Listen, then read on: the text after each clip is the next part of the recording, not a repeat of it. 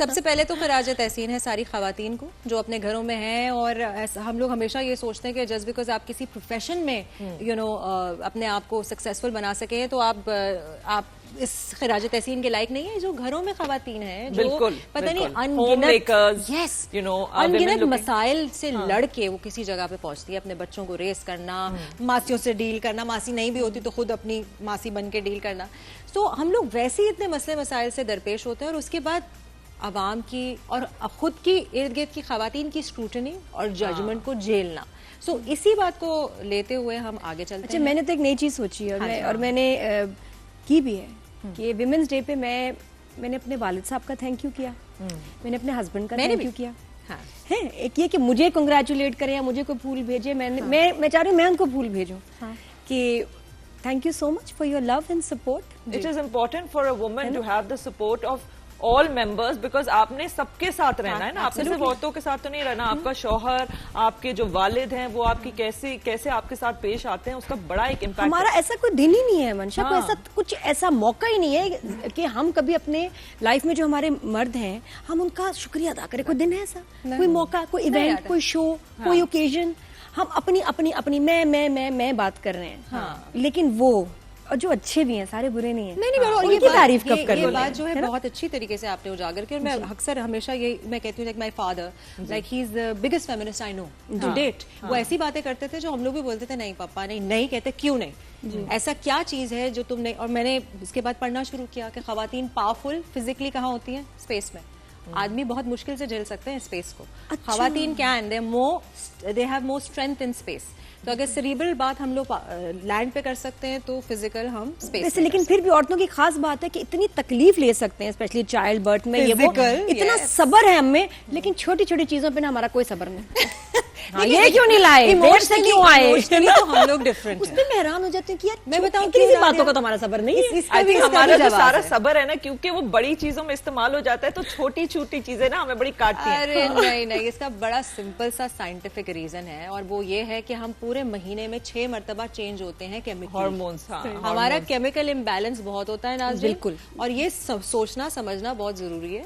और लेकिन ये मर्दों को इस्तेमाल करने की इजाजत नहीं है कि अच्छा तुम इस तरह इसलिए एक्ट कर रही हो बिकॉज तुम्हारे ऊपर नीचे, और वो कह भी देते हैं अच्छा ठीक है भाई, चलो ठीक है कोई बात नहीं, टाइम खराब चल रहा है। अच्छा नादिया, हम एक बात कर रहे थे कि औरतें जो हैं, अगर जैसे हम कोई तस्वीर लगाते हैं ऑनलाइन तो उस पर इतनी स्क्रूटनी होती है, एंड हमें ये फील होता है, एटलीस्ट मुझे ये फील होता है कि जो मेल एक्टर्स हैं उनकी बिल्कुल भी उतनी स्क्रूटनी नहीं होती। हम कुछ भी कर ले, कभी कभार यही महसूस होता है कि कुछ भी कर लो, कुछ भी पहन लो, कुछ भी कह दो, आपको जो है लोग स्क्रूटनाइज करेंगे, क्रिटिसाइज करेंगे, बुरा भला कहेंगे। क्यों है ये? और बहुत बढ़ गया है हमारे यहाँ, तो इतना बढ़ गया है कि औरतें औरतों को ट्रोल कर रही हैं। हमारे अंदर सपोर्ट नहीं। बात है कि जब हम अपने हक की बात करते हैं तो हम कौन है, हम औरतें हैं ना, हमारे हक हमारी चीज, हम अपने लोगों की टांगे खींच रहे हैं, औरतों की। एंड दैट्स ट्रू कि आप रो रहे हैं तो कह रहे हैं यार शर्म नहीं आती, तुम रो रही है स्क्रीन पे, हंस रहे हैं तो हंस रही है। अपने फैमिली फंक्शन में अगर हम डांस कर रहे हैं, कुछ तकरीब में खुश हैं, कुछ ये क्यों कर रही है, उम्र के ऊपर बात, हर चीज पे ऊपर बात, हर चीज पे क्रिटिसिज्म। एक बात पे मैं जरा डिसएग्री नहीं करूंगी, बट उसको करूंगी कि ज्यादातर लोग ये कहते हैं कि औरत रोती हुई ही अच्छी लगती है, खुश औरत नहीं। हाँ, ड्रामों में टीआरपी आती है कि अगर एक औरत जो है वो मुंह फट है तो वो बदतमीज है, अगर एक आदमी मुंह फट है तो वो फर्म है। कहने का मतलब है कि अगर हम रो रहे हैं या दुखी हैं तो औरत ही कहेगी ड्रामा कर रही है। हाँ, इन रियलिटी कि अगर मेरे साथ ये हुआ, मेरा ड्रामा कर रही है तो इसका कोई मसला ही नहीं है। खुश है तो ये देखो शो ऑफ कर रही है, इसको तो देखो ये हर वक्त खुश रहती है, क्या कहना चाहती है। तो ये मुझे लगता है कि हमारे अंदर बहुत नेगेटिविटी आ गई है, और हम हर फ्रस्ट्रेशन जो है ना वो हम अपने किसी आर्टिस्ट, स्पेशली फीमेल आर्टिस्ट, अगर निकालनी है तो सब आर्टिस्ट पे निकालो। तो ये उस पे पिछले दिनों मैं शो पे भी बोली कि अगर हमें दानिश तैमूर बहुत अच्छा लग रहा है कुछ ऐसे रोल्स में जहाँ ओ लेवल्स की उसकी हीरोइन है, हमें हजम हो रहा है, हमें अच्छा लग रहा है, उसी तरफ महविश याद को हम देख रहे हैं कि यूनिवर्सिटी स्टूडेंट ये कैसे हो सकती है। मैं इस पे बोली, मैंने कहा दिस इज रॉन्ग, आपकी डिस्कशन हुई थी मेरी बिल्कुल शो पे भी हुई थी, और मैं इस पे बड़ी वर्बली बोली कि यार खुदा के वास्ते आप क्यों एज शेम कर रहे हैं अपने आर्टिस्ट को, स्पेशली फीमेल्स। तो और वो या तो वहां भी बोलो नहीं उसको सब माफ है क्योंकि वो male actor. Danish is one example, और भी ऐसे बहुत हमारे एक्टर्स हैं जो यंग लड़कियों के साथ ड्रामे कर रहे हैं और यंग बने हुए भी हैं। बात ये कि हमें वो अगर हजम हो रहे हैं तो हमें अपनी 30s 40s में एक्ट्रेसेस क्यों नहीं हजम होती जब वो कैरेक्टर कर रही हैं। और बात ये कि मैं एक्टर हूँ, अगर मुझे वो कहेगा ना मुझे टीनेजर बनना, मैं बन जाऊंगी बिल्कुल, और मैं डायरेक्टर बनाएगा, दैट इज अ कैरेक्टर। लेकिन ये कि मेरे ऊपर कोई मैं गलत कोई क्राइम है कि मैं नहीं कर सकती। अच्छा, age shaming, have you experienced this? आपने कभी एक्सपीरियंस? कांस्टेंट बेसिस पे मनसा, बहुत ज्यादा। हाँ जी। और मुझे सिर्फ ये हैरानी होती है कि यार कितने फारिग लोग हैं कि मेरी ये एज डिस्कस कर रहे हैं क्या। तो फिर आई थिंक ये नेगेटिव लोग होते हैं और ये खुद मिजरेबल होते हैं। मैं एक बात बताऊं, जब आपने बुरी जिंदगी गुजारनी है, आपने डिप्रेशन का शिकार होना है, आपने अपनी शक्ल खराब करनी है, बाल खराब करने, दूसरों से नफरत करना शुरू कर दें। और इसी के ऑपोजिट इलाज ये है, मैं अपनी फ्रेंड्स में बताती हूँ कि यार तुमने ये सब चीजें ठीक करनी है, तुमने 10 लोगों को दिन में तारीफ करनी है। This is therapy for you, not for me.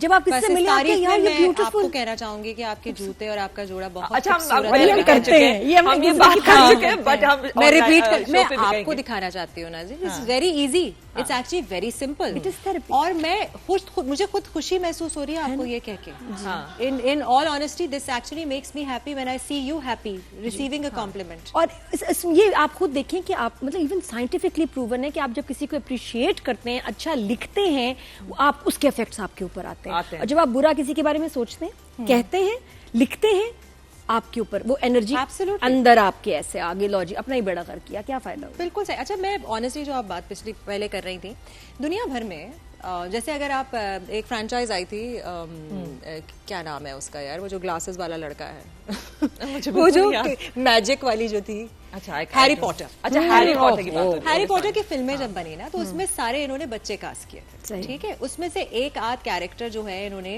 जो ऑब्वियसली स्कूल गोइंग बच्चे थे, एक आध कैरेक्टर जो था वो बाद में इन्होंने बोला असल एज और स्क्रीन एज। मोस्टली जो है वहाँ टीनेजर जो है वो ओवर 20 एंड ओवर 30 के कैरेक्टर्स एक्टर्स प्ले करते हैं, बिकॉज इट्स ईजियर, क्योंकि आप एक्टिंग जो है वो बेहतर परफॉर्म कर सकते हैं, आप एक्सप्रेशंस बेहतर दे सकते हैं जब आपकी थोड़ी सी एज। यहाँ पे मुझे समझ नहीं आती लॉजिक, मैं समझा मतलब मैं अपनी उम्र से 20 साल बड़ी औरत का कैरेक्टर करूं तो ठीक है, मैं एक्टिंग कर रही हूँ, लेकिन मैं अगर अपनी थोड़ी सी छोटी उम्र की लड़की का कैरेक्टर करती हूं तो मैं बेबी बन रही हूँ। ब्रिजिटन भी एक ऐसा शो है जिसमें जो मेन अभी जो सीजन आया था उसमें जो मेन एक्ट्रेस थी, मैंने देखा नहीं है शो लेकिन मुझे ये पता है, मैंने देखा मेन एक्ट्रेस थी, उसकी age is in her 30s and she is playing an 18 or 19-year-old। सब शोज में, ज्यादातर शोज में make believe, isn't that incredible? Make believe. Plus ये कि आप क्यों नहीं किसी को कहते हैं कि यार वो इस एज में यंग लग रही है, तो कितनी प्यारी बात है, आप अप्रिशिएट करें। हाँ जी। कि यार ये कितनी अच्छी बात है। शॉकिंग ये लगता है कि देखें अब ऑनलाइन तो लोग कह रहे हैं, ठीक है, उनका मुंह नहीं बंद कर सकते, लेकिन जब इंडस्ट्री के लोग जैसे कि आपको लोग इंटरव्यू करने आ रहे होते हैं, वो कभी आपसे ऐसी बात कहते हैं कि वो आपने इतना छोटा कैरेक्टर प्ले किया है इन टर्म्स ऑफ एज, या वो सॉर्ट ऑफ इस बात की तरफ लोगों का ध्यान डालना चाह रहे हैं कि उसकी कोई उम्र का आपके कैरेक्टर का और जो आप खुद और आपको नहीं प्ले करना चाहिए था। तो मेरी मर्जी। अच्छा, ये लोग तो इसी इंडस्ट्री का हिस्सा है एंड दे आर इनको एक्सपोजर भी है, तो वो क्यों करते हैं ऐसा? उनको तो सिर्फ ये पूछना चाहिए कि आप हैं कौन, आप ये किस किस्म का सवाल कर रहे हैं। और मैं तो सच बताऊं वंशा, मैं तो पॉडकास्ट पे नहीं जाती, मैं तो बायकॉट किया, बता कंप्लीट, इसीलिए कि बदतमीजी होती है वहाँ। और आप एक शो पे आए और आप ऐसा कुछ कह जाते हैं, खासतौर पे हमारे सीनियर लोग जो कि इतना सोच के नहीं बोलते, नहीं बोलना चाहिए, बुजुर्ग हैं, ठीक है, आप और एडिट हो सकता है, लाइव शो भी नहीं है, ठीक है, वो कुछ कह जाते हैं, वो चल जाता है, आप उनको इतना एक्सप्लॉइट करते हैं। मुझे अब अपना भी नहीं पता, मैं कोई बात करूं, मैं एक शो पे, मदर्स डे का शो था जिसपे माँ की मेरी कोई बात नहीं हुई, बुलाया मुझे मदर्स डे के शो पे, मेरी माँ का जिक्र नहीं हुआ, लेकिन उसके अलावा इतनी सारी बातें। अब वो एक सीनियर साहब इंटरव्यू कर रहे थे, तो मैं वही लिहाज में बताती कि बोलते गया हर तरह के इधर उधर वो सवाल, तो इतनी एडिट करके बुरा बना, जब वो कुछ क्लिप्स बनी, इधर से एक बात उठा ली, इधर से वो उठा ली, फिर एक कैप्शन लगाई इतनी फजूल, मुझे बड़ा दुख हुआ। तो मैंने उसके बाद से कहा कि नहीं यार, मैं ऑकवर्ड हो जाता है। हाँ, नहीं, अच्छी बात है, it is away from negativity. Why? और एक और बहुत मशहूर यूट्यूबर, ये मशहूर, उन्होंने बुलाया मुझे, तो बड़े स्टाइल से आर्टिस्ट की तरह, मैं कहा ओहो जबरदस्त कोई इंटरव्यू होने वाला है। जब वो 2 सवाल हुए ना, मैंने कहा कट, मसला क्या है? I just got up. This is the same person जिसने सुनीता मार्शल के साथ भी एक बहुत स्टूपिड सवाल किया था, and I actually raise this issue कि why is this person allowed. बिल्कुल, मैं उन्हीं के शो से उठ के जाके साइड वाली पे ना, देन यू नो, और आपको रियलाइज करना चाहिए सर आप कौन है, आप एक सीनियर एक्टर हैं, मैंने अपने जिंदगी दी है इस फील्ड को, जी कौन है मुझसे ऐसे सवाल कर रहा है, मुझे ये सही नहीं है, रेटिंग्स के लिए हो रहा होता है, व्यूज के लिए ना, तो वो मुझे लगा कि हम तो मेहनत से यहाँ पहुंचे, इसको तो दूसरे तरीके से कुछ करना पड़ेगा, इसको व्यूज चाहिए, हमें तो इज्जत चाहिए, करियर चाहिए, रिस्पेक्ट चाहिए, और किसी भी तरह से, तो किसी भी तरह से। तो मैं बैठ गई, फिर मैंने कहा ऐसे तो शो नहीं होगा, till he was back, you know, and he promised मी कि नीचे मैं ऐसी बात नहीं करूंगी, मैंने नहीं शो रिकॉर्ड करा, उसके बाद बड़ा सही गया। तो मुझे लगता है आर्टिस्ट को भी थोड़ा सा ख्याल करना चाहिए कि जब आप किसी पॉडकास्ट पे जा रहे हैं तो आपको एक्सप्लॉइट किया जाएगा, बी वेरी अलर्ट, या किसी को साथ लेके जाए।